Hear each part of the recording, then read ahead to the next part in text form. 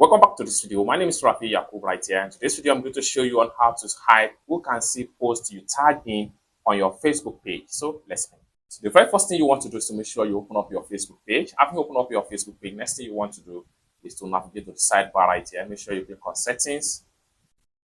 And just like so, it's open up this page. Next thing you want to do is to simply scroll down all the way to page and tagging. Click on that. Then this is going to pop up. Next thing you want to do is to simply scroll down all the way down to tagging.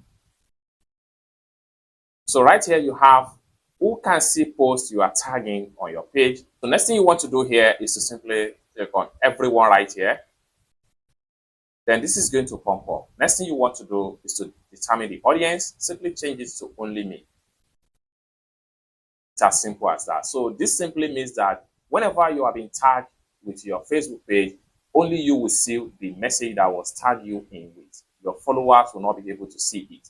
It's as simple as that. I hope you really got value for this video. If you find this video useful, give this video a big like, and also remember to subscribe to the channel for more useful tutorial about Facebook page settings like this.